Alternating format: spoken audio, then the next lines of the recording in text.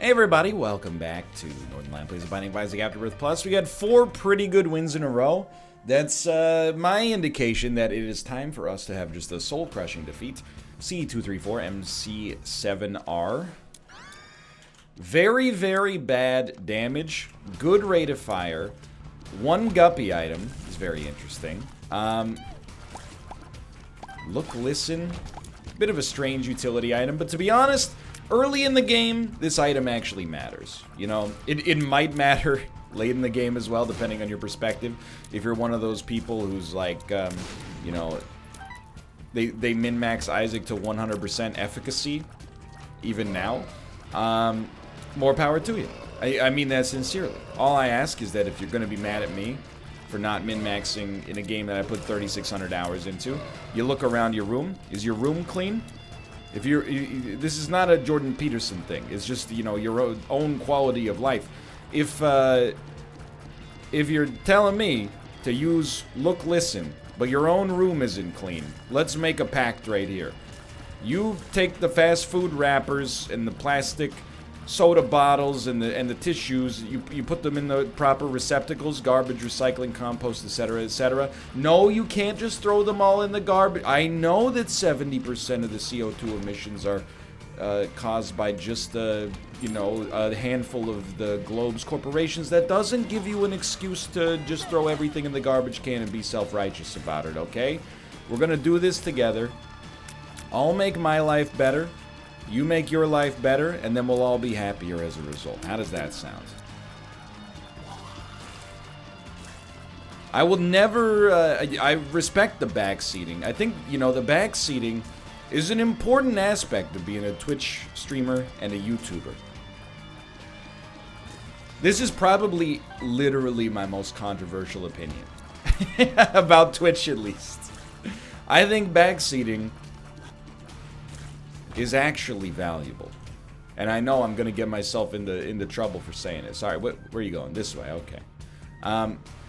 Because a lot of people disagree with me. Let me start by saying, hey, if you are watching a streamer's stream and they say no backseating, and you backseat, you're in the wrong. However, I will never have a no backseating policy, because I think that backseating, although painful sometimes, is a helpful aspect, you know, to have in your life. It's a helpful element of constructive sandpaper. You know what I mean? You can't expect to reasonably live your life, especially as you get, you know, you're an adult, you're in your 30s, older. You can't have a reasonable expectation that everybody who, you know, consumes your content is exclusively going to praise everything that you do. You know, the role that I serve on Twitch and YouTube is very strange and complicated. People watch my content because they find me charismatic. The game is a medium for me to, you know, play around in while also talking. But if I play badly, it distracts from the so-called charisma and leads to problems. So, you know, I recognize I'm in a strange niche there. But when it comes to backseating, I'm like, it's not even whether or not the backseating's productive. I know that's weird to say. I just think, don't get me wrong, by the way. I like Dull Razor, but we don't have anything to capitalize on it with right now, so we're going to roll Book of Belial, even though I'll probably never use it. I just think, you know, I hate saying this, because it's always, it's so easy, right? I'm not like other streamers. I'm a cool streamer. Other streamers say, no backseating. I say, no, comma, backseating. I'm not like the other girls, you know? Other girls, they like manicures and pedicures. I like drinking a beer and hanging out with the boys watching sports. You know, it's just, it's too easy. However, I always, I'm like, man, why are you getting so upset about backseating? It can be annoying, don't get me wrong, but like, you know, it's a video game. You gotta, I think it would benefit you to learn to handle constructive criticism about the way that you play a video game. Can it be annoying? Yeah. I'm sure, like, I mean, there's a difference here. One thing is, I'm not very good at most of the games that I play. A couple of exceptions, but, you know, when I play a new game especially, I'm like, dude, the backseating is extremely helpful. Secondarily, we'll try this right here. Secondarily, the most frustrating backseating is when people just don't read what's on the screen. That is annoying. Like in Dicey Dungeons, when, you know, and I've made some mistakes that are worthy of backseating in Dicey Dungeons, don't get me wrong. But if when I first started playing Dicey Dungeons, people would be like, why didn't you do this? And you're like, oh, because the dice literally doesn't fit there. You just point that out and people go, oh, okay, thanks, I didn't notice. But when, you know, people are giving you actually good advice, you take offense to it, I'm like, you know. I know, I'm not old school about it. I'm just unusual. Perhaps in the minority, I'm not sure. But I think streamers could use a little sandpaper in their lives. I'm not saying you should be toxic. There's a difference. And I think that's where the baby gets thrown out with the bathwater from time to time. I'm just saying, you know, it's not real life, you know, to just put yourself out there and have people exclusively praise you. I think the important thing to remember is that when people backseat you, most of the time, they're people who enjoy watching your content. So when they're like, you know, they know that they like you, but you don't know that they like you because you might not necessarily recognize the username, or, you know, you don't have access to their feelings and their emotions, right? So when they're backseating, my particular position is that they're coming from the perspective of like, you know, I like this person, I want the content to be better. Whereas, you know, what sometimes, and I've been guilty of this myself for sure, sometimes, you know, the human brain is like, this person just came in here to make themselves feel smarter. I don't think that's usually the case. I think maybe there's an element of that. But mostly, the justification for this bit, as always, if I can distill it down to my, you know, brass tacks, is like, quit being a baby. I know that's rude. Like, it's the rudest thing you can say, but like, let me rephrase. I would never say that to anybody who's like, man, my chat was really bad with backseating today. But if we were having a conversation about backseating when nobody was upset about backseating, I think I would, you know, I try to push the idea that like, I don't think it's that big of a deal. But, you know, I'm not trying to plaster over your own experiences. Let's go. If you find it frustrating, then I imagine I can understand. I mean, I can't imagine what it's like to be like one of the top, like, you know, 100 League of Legends players in the world and have 500 people in your chat telling you how to play. That's gotta be annoying. You know what was actually like an inspiration for me in this regard? It's not another streamer. That would be way too complimentary. It's like professional athletes. For centuries, professional athletes have had talentless hacks like myself telling them how to play the game. You ever go to like, okay, the only thing I can say is like it's NHL specific for now, but maybe that'll change, you know, if I see more sporting events. But like, if you go to see an NHL game in person, the number one word you're gonna hear the most is shoot. You're gonna hear shoot over and over. As if like, and the worst is like, so I mean, in case you've forgotten the arc, the World Junior Hockey Championships were in Vancouver last year. We had tickets to the whole tournament, which was awesome, even though Canada really crapped the bed. It was still like a once-in-a-lifetime experience, but we had like a young guy behind us who had clearly played like, you know, low-level hockey as a youth.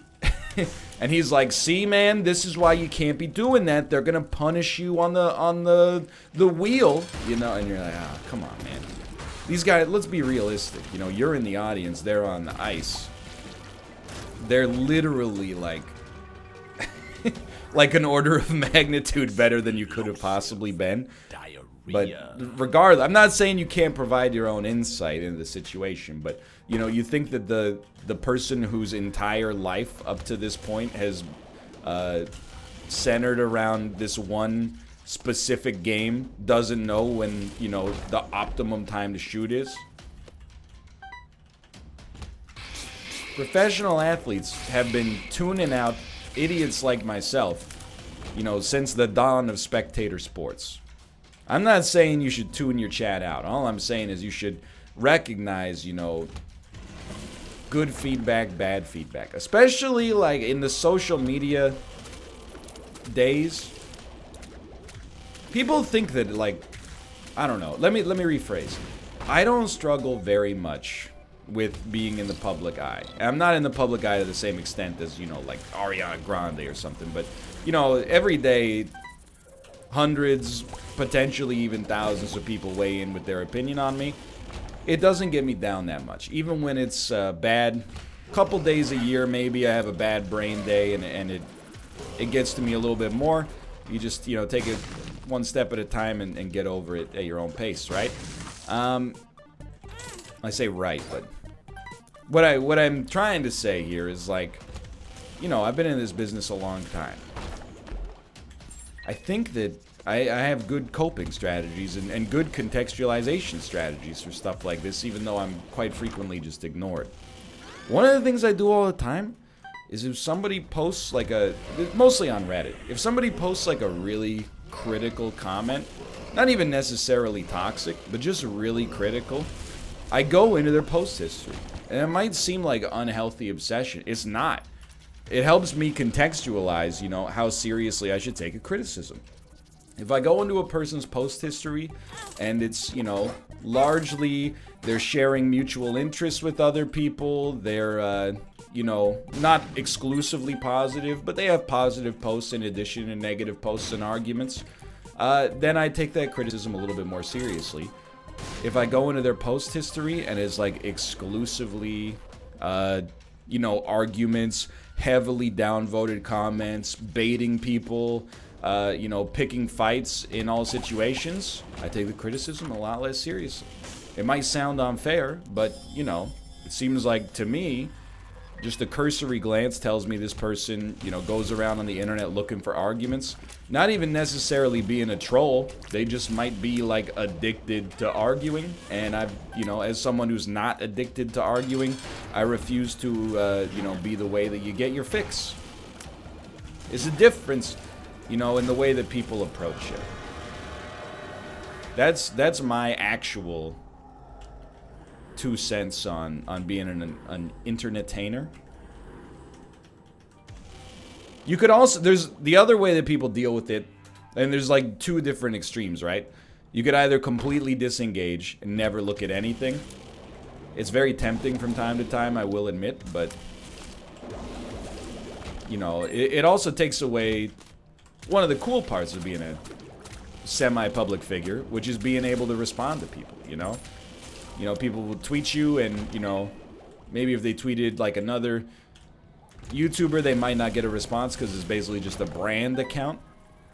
If they tweet you, you know, you might say, hey, brother, good job. You know, try to spread some positivity, be the example you want to see in the world. The other example is to engage absolutely way too much to the point that you just get upset constantly. Anyway. I'm still working on finding a balance, but I think I've done a lot better. Honestly, I encourage looking at people's post history. If you're saying, NL, it's not really fair for you to, you know, look at someone's post history to determine whether or not their criticism is invalid, you know, I agree to disagree. Maybe I'll check your post history.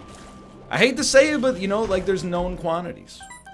You know, I read all of chat, even though people, I mean, I don't go back and pour over it. That's just madness, but... You know, like, during the stream, I read all the chat, and I make, like, a little mental note, you know, of comments. And, you know, after a while, you start to see, like, a couple of people, they say some spicier things now and then. You see something spicy in chat, you run it through the mental dictionary, you know, the phone book, and you go, hey, is this, you know, is this one of chat's top 10 most wanted, spiciest chatters? Yes, okay, well then I'd, you know, take it a little bit less seriously than if, like, Mouth was in my chat and he was like, hey dude, what you just said is not cool. It's important to be able to filter valid criticism from invalid criticism.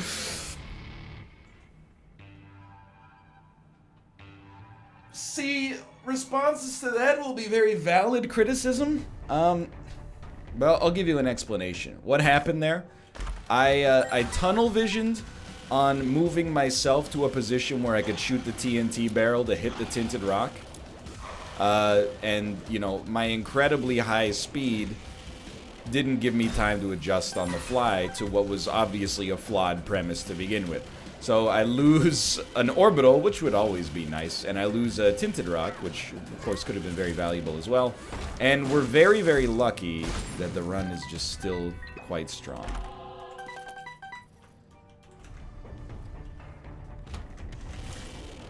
You know, the way I see it is like, yeah, I've been doing this business for a long time.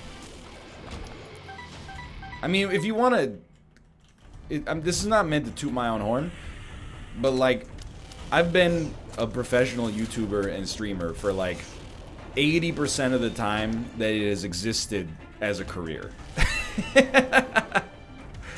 I'm here on the ground floor. So I think that I bring a reasonable strategy and you know, more experience, although obviously, like, you know, if you're operating at a higher level of popularity, you probably have a, you know, a different experience that comes from your own life as well that is not invalid. I'm not saying I'm the only person with the right answer, but you know, I think that I've seen a lot of content creators burn out, you know, lead to having like really, really toxic relationships with their own fan base, and it, you know, I have fallen victim to that myself, but you know, sometimes I think you just gotta remember, like, I said it, I might have even said it in an Isaac episode, but I really feel like, without being rude to the minors watching this episode, if you took all the negative comments on YouTube and Twitter,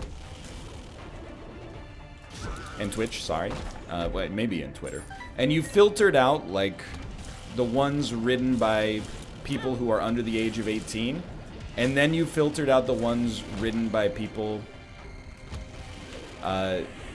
who are under the influence of something, I really think that would cut, like, the negativity you receive in half. That's my honest appraisal, and it might not be 100% valid. I'm not saying I've run a rigorous scientific test. But here's the thing, you know, you might say, why throw out the opinion of those under the age of 18? I don't really throw it out. You just, you know, you got different priorities in your life at that age. I had different priorities in my life in that age. You know, if I walked by like a 17-year-old kid tomorrow and he was like, hey, grandpa, nice shirt, it would not affect me at all. It would just make a great story for the show. I'm being 100% serious. If I visualize myself in that situation, I would be like, well, that's rude, but I wouldn't go home and like have a existential crisis about my fashion sense. What do I care about a 17-year-old kid thinks about my fashion sense? You know, I got bills to pay, brother. I'm not worried about having that visible drip. At least not while the egg cam's off. Whereas if, you know, if I was talking to somebody my own age and they were like, nice shirt, grandpa. Same words, but just because of who it comes from, you know, they're more of a peer of mine, I guess. It carries more weight. It's also much ruder for an adult approaching middle age to say that, but anyway. Same thing, you know, if I walked past a drunk dude and he was like, nice shirt, grandpa. I would be like, nice liver, dude. But, you know, nice breath. Maybe, does that seems a little less toxic? I don't know. There's a weird thing, like, pardon me, as a, oh, dude, is Guppy. There's a weird thing as a streamer where, like, if somebody, this is just my perspective, it's very selfish, but if somebody's rude to you and you respond with a rude comment, people are like, that's not cool. I think it, not only is it extremely cool, it owns. Because sometimes the only way to get people to stop bad behavior is to own them. It's, you know, tale as old as time. Might as well take this. I mean, obviously the Guppy pickup is just, like, disgustingly great. You know, but if somebody with a sober mindset is like, you know, honey, you gotta work on your, you know, what's up with those lapels? 1980 called and it wants its shoulder pauldrons back. I would be like, first off, meow. Secondly, okay, where do we go from here? And that's not to discount any one particular group's opinion. It's more just like, you know, you gotta be able to filter the good with the bad. The good from the bad, I should say. You gotta be like your own liver. to do a little bit of a callback. You know, you gotta, you know, hey, is this poison or fuel or both? And you know, it sometimes ends up being that case. If it's poison, you know, run it through the old sludge filter. If it's fuel, pass that on to your freaking small intestine, brother. That's probably how it works. I don't know. It's been a while since I thought about human anatomy, in that sense, at least. That's my two cents. You know, I'm trying to think of where I want to go with this bit, because this is kind of inside baseball. We have no Thursday, you know, Team Trinity this week, so had to get it out somewhere. I am very used to this industry, you know. I think over the course of a decade I've been remarkably consistent. You know, my videos are very agile. I'll admit they don't take a ton of time to produce, you know, apart from the actual time spent playing the game in the first place. But, you know, there's not that many other YouTubers out there who have, you know, produced videos at the speed, pace, and consistency over the course of the past, like, 7-8 years that I have. Let's say 7 from when I went full-time, but I'm not saying I'm the only one or that I'm the best, because that's not the case. But, you know, every day for 7 years. No sabbaticals. Yeah, there's been vacations. No, you know, lapses. I mean, literally, there's been an Isaac every day since, like, the spring of 2012. It's before some of the people watching this video were even born. And if they were born on that day, they're entering, like, 2nd grade right now. That's wild, man. Now, again, there's streamers that have streamed every day for, like, you know, a couple of years or even longer. I gotta tell you, I'll give it up to them, you know? Streaming every day is a lot harder than having YouTube videos go up every day. I take a day off a week. And in spite of that, and in spite of, you know, years of having people tell me, you know, you can't keep it up, you're gonna burn out, you know, I feel like the best about my output that I ever have, you know? Which is why it's frustrating sometimes. Should have saved that card. When other content creators are like, you know, you don't understand. And I'm like, I'm the only person who understands. And yet you don't take my advice. Or rather, I'm very selfish. You don't take my advice as gospel. You keep trying to add in your own experience, which is not fair to me as a narcissist. I'm not actually a narcissist. I'm the only narcissist. I'd try to think about how to make that joke work, but honest, you know, I'm just saying, I got good strategies. I'm not asking, the whole purpose of this video is not for me to be applauded on my work ethic or anything like that, you know? I think I work more intelligently. Let's not say that because it's a little insulting. I think I work more strategically and perhaps efficiently than a lot of other YouTubers. Streamers I wouldn't put in that group, but I would say, you know, because streamers work a ton, and there's like, and so do a lot of YouTubers, to be fair, but like Mathis works his butt off. Mathis on his days off streams Dungeons and Dragons. That's not a day off. My man's working his butt off. But anyway, you know what I do on my day off? I walk around for like 5 hours playing Pokemon Go, which, by the way, is probably part of the reason that I feel good. But anyway, it's, you know, I really think that by working in like the top 10% of YouTube productivity, that really puts me on par with like an average person working a 9-to-5 job. Sorry, I said it. I'm a friend of the common man. I'm always stunned, you know, when we're at PAX, you know, we tell people, oh, you know, I'm a streamer, a YouTuber. Literally, like, 75% of the people we meet are like, oh, that seems like a tough job. And I always think they're being sarcastic. It's not a tough job, but like everything's a tough job. You know, like any job, it has its own unique things. Like if you, you know, are an accountant, It's not like you could sign onto the internet right now and, you know, thousands of people might be leaving comments about how they feel about you, you know? But at the same time, you know, I think all jobs are tough jobs. Or almost all jobs, at the very least. Like, you don't think being like a professional athlete is a tough job? I think being a professional athlete is a really tough job. It also has, like, unbelievably ridiculous compensation. But, you know, you're going out there, you're an NFL player, sure, you're getting paid, like, ridiculous amounts of money. You got, potentially at least. You got, you know, the strongest professional athletes in the world trying to, you know, ram you at full speed. And then you got tens of millions of people watching at home being like, wow, he's garbage. Tweeting on, probably like adding you on social media. Hey, go back to college ball, loser. That's a tough job. You got, you know, long-term debilitating injury risk. That's tough, man. It's all tough. That's life. Anyway, thanks for watching. This is a very self-indulgent episode. What else is new? If you enjoyed it, click the like button. Helps out a great deal. Of course, subscribe if you want to see more in the future. For now, thanks for watching, and I will see you next time. See ya!